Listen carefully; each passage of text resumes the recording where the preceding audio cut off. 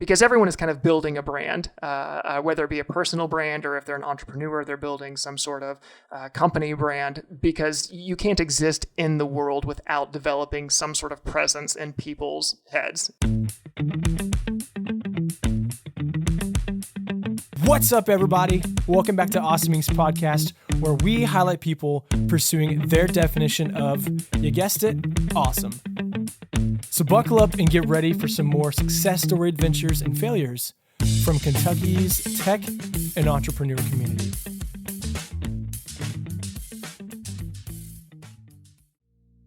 Hey guys, thanks for checking out this episode of Awesome Inc.'s podcast. This is the first time I've ever done this over a Zoom recording, so I'm pretty ecstatic. I'm sitting down with a good friend, Adam Brown, who runs Mero here in Lexington, Kentucky. Really excited for what you guys are going to hear from him, and he's a stellar dude with some amazing flow. If you haven't checked out his hair, you're missing out. So Adam, thanks again for working out these kinks and meeting me virtually. I currently have a background from Mario from the Nintendo 64. I know it made you smile, so I'm glad that today is already starting off well. Yeah, man, I tell you what, the mid-1990s, they were a trip, and a lot of that is thanks to Mario 64, so I'm happy to see it come back to life again. Well, good. Well, hey, let's go ahead and just dive in. I want the next little bit to really highlight all that you're doing in your background, because you're really impressive, and you've been a staple in our community over the last couple of months. So Adam, want to get to know you a little bit. I'm not sure if everyone who's listening has met you, or at least have had the privilege to. So can you tell us what's a bit of your background? What's a little bit of your story? And is there any specific early entrepreneurial memory that comes to mind? Yeah, absolutely. I love answering this question because I've got a really unconventional background to getting into marketing and design and branding. I actually went to a small private liberal arts college about 45 minutes south of Lexington called Center College. Majored in dramatic arts and anthropology. Of course, you know, liberal arts colleges, they don't have marketing majors. They don't have accounting majors. They don't have graphic design majors. And so I was doing a lot of directing in my theater program. And as I was directing all of these shows, I needed someone to do the publicity for them and to actually get people to come see all the hard work that me and a whole bunch of other fantastic creatives had put together. And with no marketing department, no real graphic design department, I just took that on myself and basically discovered that I enjoyed creating the publicity and the marketing strategy for the plays more than I enjoyed directing the plays themselves. And so it worked out really well, you know, with two majors in anthropology and dramatic arts. I was basically suited to be a contestant on Jeopardy, and that didn't work out. So it turns out branding was where I landed. Worked in the college's communications office for a bit and in the admissions office as their resident graphic designer at Center, and then got picked up by Transylvania University as the lead designer when they underwent their big brand redesign a few years ago. So worked with a really intelligent woman named Michelle Gaither Sparks to lead that through its burgeoning, if you will. And from there, started working at a local graphic design agency called Shatterbox. I was the art director there for a couple years, and then got to a point where I recognized that the growth that I wanted to experience was only going to be met by taking the big leap of starting my own agency. And so in 2018, launched Mero with a few other people. And here we are today doing the good work at an even higher level than I was doing 10 years ago. So that's the story. Wow, that's exciting. Thanks for giving us the quick recap. I love that. You hit a lot of your story, which we're going to dive into. And, you know, funny enough, something that we're going to talk about, especially with your company, is that you care and you really value people. And even as I was preparing for this, thinking of good talking points to cover with you, even though we met through some mutual friends with Awesome Inc., and I think it was at Five Across where we officially shook one another's hand. We're like, hey, I'm Garrett. I'm Adam. Nice to meet you. I remember when I was driving from church a couple weeks ago, going to lunch. Oh my God, I know the story. Yeah, I know the story you're going to tell. I just popped out of my car window and I was like, Adam, you know, screaming at you. You jumped. And what a great way to really, I think that really sparked our friendship. And the reason I bring that is because that's what you do with companies that you work with and the startups you work with. You help give them attention. You help identify their value. And what better way to start a friendship? I valued you enough that I scared you to death on Broadway downtown. And Well, it wasn't so much. Scared maybe isn't the right word. Startled, confused, flabbergasted, flummoxed. I mean, there's lots of big $10 words we can use to describe the sentiment I had. Scared wasn't one of them. I was walking with my wife, and we both looked at each other and asked, "Who was that?" Because neither of us knew. It took me a couple minutes to go through my mental Rolodex and pick your card from the bunch and go, "Oh my God, it was Garrett. I know this guy." Such a good trait. I got to be honest. I do that probably too often. I get excited and I'll just yell at people as I'm rolling past them. But anyways, that's probably what sparked our friendship in my mind. And we've talked a couple of times at startup breakfasts and other local events. And, with that being said, can you share specifically what your company Mero is and what they do? Because I know that entails some of your work. Yeah, absolutely. So Marrow is a brand design agency for challenger brands and startups. We could probably pick that apart just a little bit if we've got the time to do so. So a lot of agencies that do similar work to what I do, they call themselves branding agencies. The problem with the term branding agency, at least from my perspective, is that everyone seems to think they have a good idea for what branding is, but oftentimes all those opinions are very disparate. They're very different from one another. Brand design, for me, means that there's something intentional about the process. It's not, let's throw a logo, a brochure, and a website together and call it a day. Because everyone is kind of building a brand, whether it be a personal brand or if they're an entrepreneur, they're building some sort of company brand, because you can't exist in the world without developing some sort of presence in people's heads. And if you aren't, then you're really not doing any type of good work in the world to begin with, or at least impactful work. So brand design is really about the intentional process of trying to figure out what it is you want to say, who it is you are, and then executing on that through different deliverables. And those do include websites, brochures, logos, etc. And then challenger brands and startups, everyone kind of has a good idea for what a startup is. Challenger brand, challenger brands are more widely recognized these days, but the actual term was coined by a guy named Adam Morgan back in the late 90s, I believe. And he described challenger brands as possessing three different characteristics. One, a challenger brand is not the market leader in its category. Number two, it relies on unconventional methods in order to gain attention, because, when you're competing against a market leader, they have a disproportionately larger share of voice. But in order to attract your share of voice as a challenger brand, you technically have to spend more of your portion of wealth in order to do that.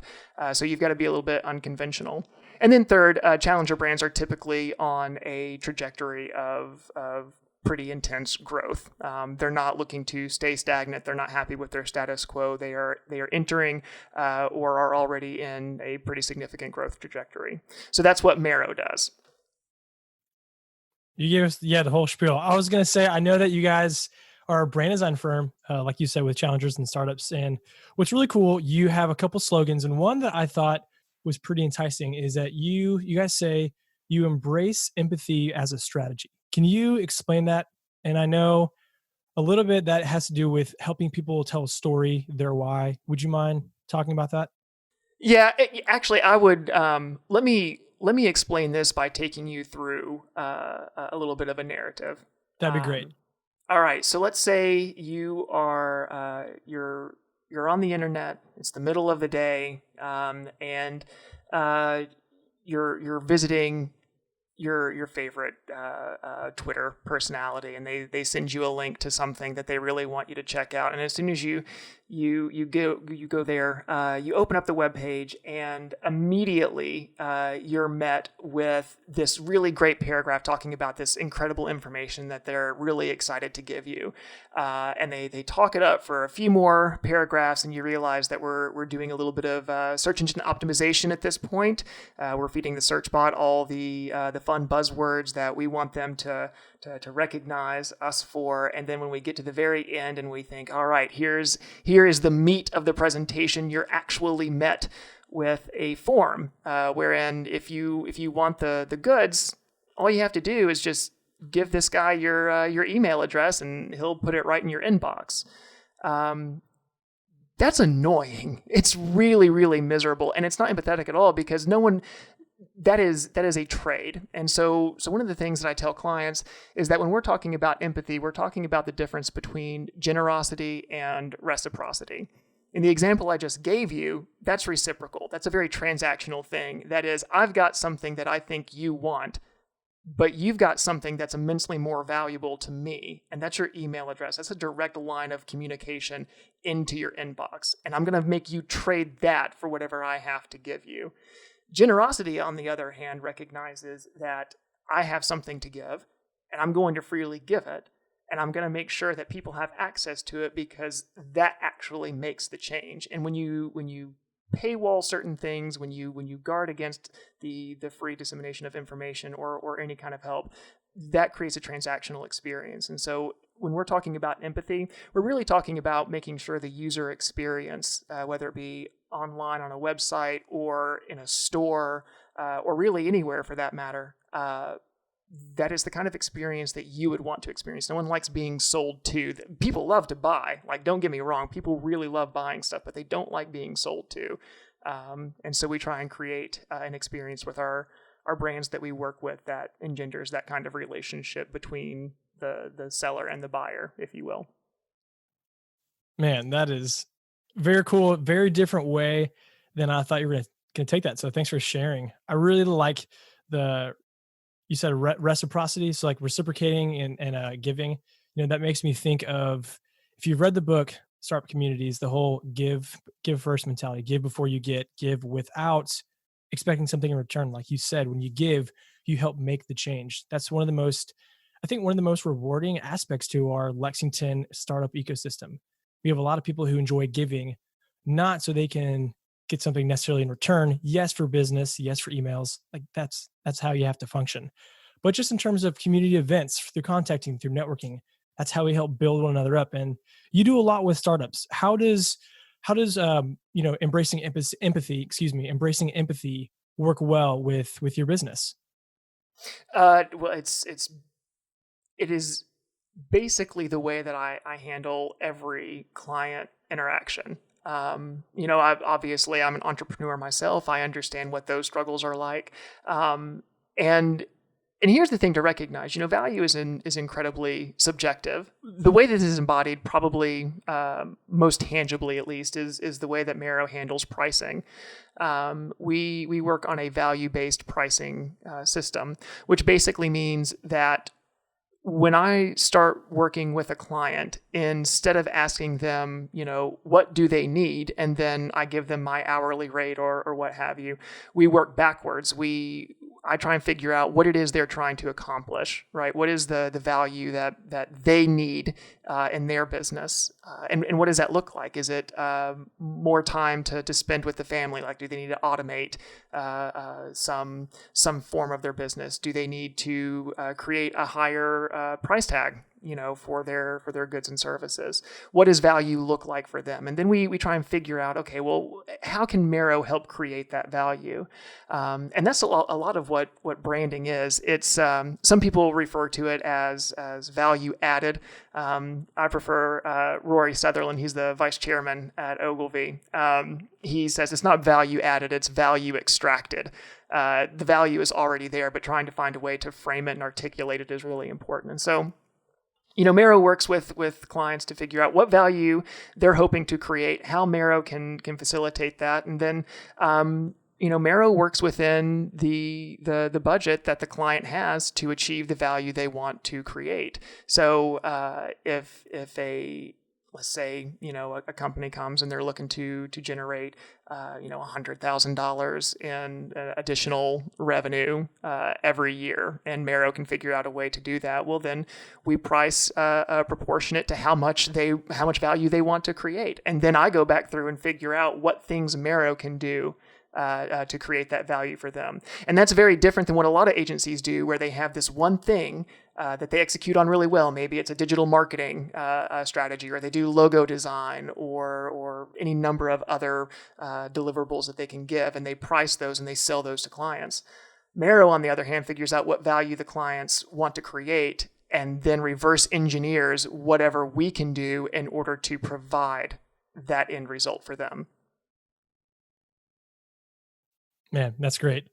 You said a couple of things that I want to continue following up on. And again, I have some thoughts I want to run by you. One thing that you talked about is value extracting. And I wanted to talk about, I know the last handful of years, you have been immersed with being in the creative world, helping brands discover their identity. That's something that you're passionate about, something you've stated very well, even during our time together, from things of developing brand messaging at Transy as their lead designer, helping social causes, nonprofits, and some clients through brand design upheaval, like really, really cool stuff. How have you been able to extract the value from all of those experiences and let the rewards come to fruition with Mero? It really depends on how you want to view success. Framing is a great way to change whatever reality that you find yourself in.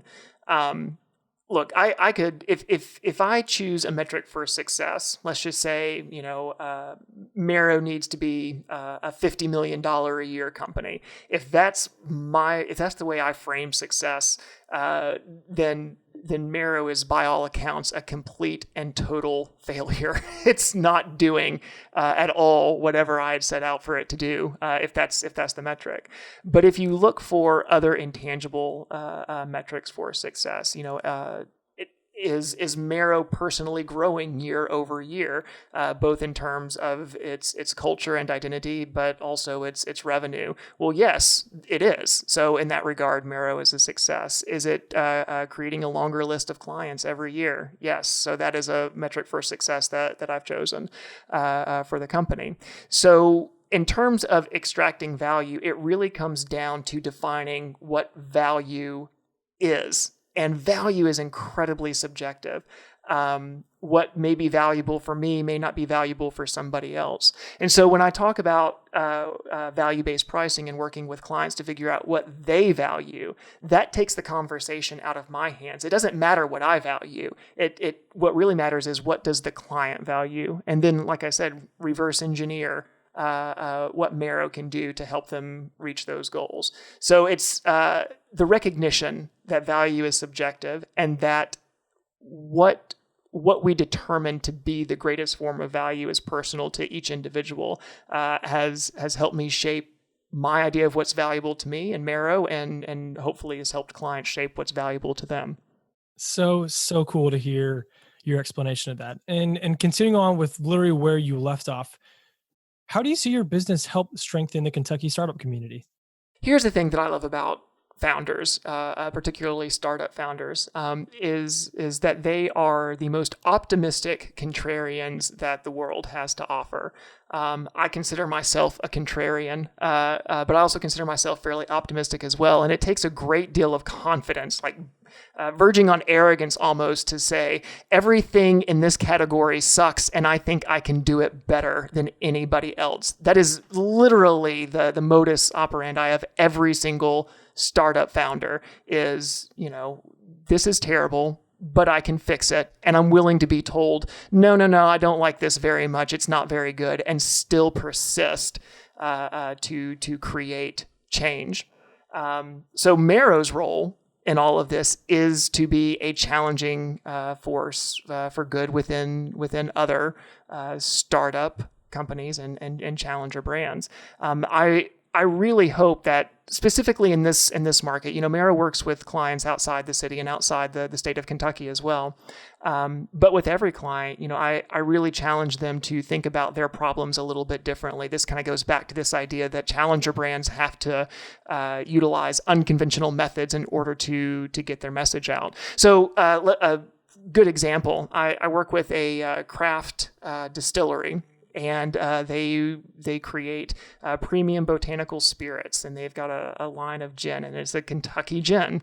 And when we were going through and trying to figure out, well, what is a Kentucky gin? How do we get Bourbon Land to put down their drinks and pick up a martini? How does that work? And we went back to framing. Well, what what really is so Kentucky about bourbon? And obviously, like, let's not get too ahead of ourselves. Like, there is something intrinsically very Kentuckian about bourbon, but we realized that Kentucky drinkers, it's not about drinking bourbon. That doesn't make them more Kentuckian. Kentucky is more than fried chicken and horses and bourbon. The hallmark of a Kentuckian is enshrined in our charter for the state, where Kentuckians are described as free and independent thinkers. And so then we realized, okay, well, how do you convince an entire state that the state drink doesn't have to be bourbon, but in fact can be gin? Well, you change the messaging. Now we're not talking about bourbon being a Kentucky drink. The hallmark of a real Kentuckian is drinking whatever the hell you damn well please, right? That's free and independent thinking. And so instead of just going out to a bar and not knowing what to order, so I guess I'll have a bourbon neat because I've heard that ordered before, I can go out and try something different and not be afraid to embrace a different side of being a Kentuckian, maybe a truer side. So that's the strategy that we've taken with them. And that's an unconventional approach. It's very hard to tell people that drinking bourbon is not the most Kentucky thing you can do at a bar. The most Kentucky thing you can do is order a martini if that's what you want to do, because we're not going to tell you what you should drink. Adam, you keep giving such interesting answers. Like, I would have never expected that. So thank you for going down that path. One thing, I wasn't going to bring this up, but I think it's great. You're talking about being a challenger brand, helping startups and honestly, anyone who is a client of yours, helping your clientele utilize unconventional methods. Well, guess what? We are living in such an unconventional time right now with this COVID pandemic. Yes. These unconventional, these uncertain, these challenging, these difficult times, these historic times. Every email you've seen from anyone in the government, that's what you keep seeing. Not even the government, though. It's all the marketing messages as well. Like, somebody who I ordered like a pair of shoes from 3 years ago is now telling me how much they care about me and their workers. And I, quite frankly, I don't care. You can hear my voice is now elevated. I'm ready. I'm ready to throw some shade. Let's do this. Well, I'd say the opposite of throwing some shade. Would you mind? Really? Yeah. Would you mind shedding some light on how you guys at Mero, how your team is rallying together and being creative with everything going on? What's some of the secret sauce, so to speak, that you guys are doing that is different than everyone else's unconventional method? All right. Well, a couple of things. One, Mero is in a pretty good financial position to weather the COVID-19 storm, if you will. And so where it's been possible, we have spoken with all of our clients and tried to figure out a way to help make sure that they're not being overburdened financially. It does us no good to extract money from clients that may not be in a position to afford their monthlies, if you will, which, by the way, is empathy, right? That's a great example of that. Another thing, and I have to say, I cannot take credit for this, but I will go back to the gin client that I referenced earlier. They got hit really hard. They were getting ready to launch their product into 70% of a particular. I don't know how much I can reveal regarding the names of all of these things, but there was a grocery store that they were going to release their product into 70% of all the grocery stores within the state. And the COVID-19 crisis hit, and so they couldn't do that anymore. And so the founders, they had an incredible idea. They decided, well, let's do a gin party online virtually. And so they're working to set this up with the grocery store chain, where they will the grocery store will basically provide a shopping cart already stocked digitally. So you basically just click to add to your shopping cart. The gin is also added to the shopping cart, and then what they're going to do is broadcast a Zoom. Presumably right now, that's what it'll be, talking about how to mix drinks effectively, how to bring the spirit alive, during quarantine, and do it all digitally. And so we're working with them to help, get that tied up. That's really cool to hear. Again, that goes back to giving and not really not receiving anything. So did not know that. But you do get something back though. Right? That's the true. whole thing about generosity. That's like the big secret of being generous, is that really whatever you give away, you tend to get back in some measure. And now I'm not advocating that like brands forgo whatever revenue stream that they need in order to survive. Like there's a difference between being generous and being stupid. But what I am suggesting is when you show the kind of generosity, and generosity comes in a lot of different forms. It doesn't have to be giving away something for free. It can just be going above and beyond. It can be embracing the small things to add a little surprise and delight for your clients or your customers. Generosity always, at least in my experience, and I will admit that I'm a fairly privileged person, all things considered, generosity has always come back in some measure in a way that has made my life better and has allowed me to help. It has allowed me to be more generous for other people in the future. It kind of compounds. Very, very well spoken. That I do agree with you. I was thinking on that comment more so from the standpoint of, hey, they're providing a cool way to teach about, hey, here's how you mix drinks. And I see exactly where you're coming from. And I totally agree with you, especially on the part of there's a difference between being generous and being stupid. So I totally get that. Well, Adam, I actually don't know if I asked this earlier, and that's on me. Why the name Mero? Oh, this is a great question. Why do you think Mero? What does it conjure for you? I'll do a little bit of brand research here. You're good. Well, I think for Mero, I think of bone marrow. That's probably the most common thought with your brand, but also marrow is very important. Yeah, right. So, so you're pulling the Webster's dictionary out and giving some good definitions, and congratulations. That's exactly where you should have started, because that's where I did. So marrow has a couple different definitions. One, you're right, bone marrow, and bone marrow is actually a significant site of blood cell production in the body, and so the way that I metaphorically conceptualize this is, not all companies are brands, right? You've got some good businesses and you've got good companies, but not all of them really exude a kind of brand element. They don't have that culture. They don't have that blood flowing through them, that life. And so Mero, in effect, is the site of blood production, life production, culture production, if you will, for companies. Early on, we toyed with the idea of describing Marrow as a place where, businesses become brands and brands become movements. And that was in direct response to this idea that Marrow is the site of blood cell production and life. Also, you've got the definition of Marrow as being somewhat essential and courageous. You've maybe heard the expression, it really got to the marrow of him when he was making a big decision or something of that nature. And so from the perspective of being courageous, Marrow is a part of that as well. And quite frankly, it's a very short, easy word. It's easy to remember. And because of that, it's got some sticking power. You don't want to come up with a name that's just completely absurd or ridiculous, because as much as that might grab some attention, it's not easy to recall if there's no hook in it. And so Marrow has both that hook, it's short, it's easy to remember, there's already some familiarity, and that's the story behind the name Marrow. That was great. I have nothing to add. That was cool to learn the backstory. So I think that's impactful. Makes a ton of sense why you guys went with that name. So Adam, we're gonna discuss my favorite question that I get to ask anyone I get to sit down with and have the privilege to talk to. What's one piece of wisdom now that you wish you could tell your younger self as you started Mero, as you started any of your previous entrepreneurial ventures?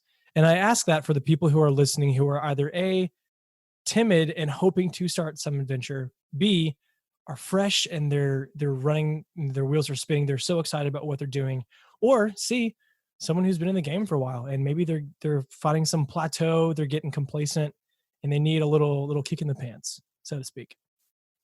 That is a great question, and I'm going to give you a very unconventional answer. Perfect. I would say quit. Please don't do this. It's incredibly hard. It's very difficult. You will struggle. You will sacrifice. And there will probably come a point in time where you recognize that it is not worth it at all. I would much rather people confront the danger of starting something new early and be discouraged. Because if you can't get past that initial discouragement, if you can't get past the hypothetical that this will fail, if you can't embrace the fact that this is very likely going to fail, whatever new endeavor that you pursue, you're not going to make it past the first 2 or 3, faults that you run into. What's the statistic? Like most businesses don't make it past their 5th year. What is that? Yeah, it's like half 5 years, it's like 50, 60%. And then of the remaining percent, it's upwards of like 75, 90 don't make it past year 10. Yeah. So that's it. The odds of this, whatever this is for you working out, they are incredibly low. So you damn well better be sure that you can hold out through the hard times. And if you can't get past the thought experiment of what happens if this fails, because it's almost certainly going to fail, then you shouldn't start to begin with. When I talk about contrarian optimists, like it's not enough just to be contrarian. It's not just enough to be optimistic. You've got to have both of those things and be willing to get through the storm. So yeah, no, I would tell people to quit before they get started 100%. Because odds are good they're going to fail anyway, and you've got to find someone with the tenacity to stick with it through the long haul. Makes sense. Heard a quote from a podcast I was listening to that you don't create leaders, you find leaders, and people who are already hungry, who are already out there, they're going to show up. Absolutely. Well, Adam, I'm going to go have some lunch. If we were together, I'd offer to buy you yours, but you're in your house, your beautiful home that's clean. I'm hanging out with Mario over here. So I'm going to pop off. But hey, thank you so much for your time. It was so enjoyable to catch up with you and see your smiling face and see a friend. And again, thank you for all the wisdom, sharing your story, and letting us know why you are making a significant impact on our Kentucky startup community.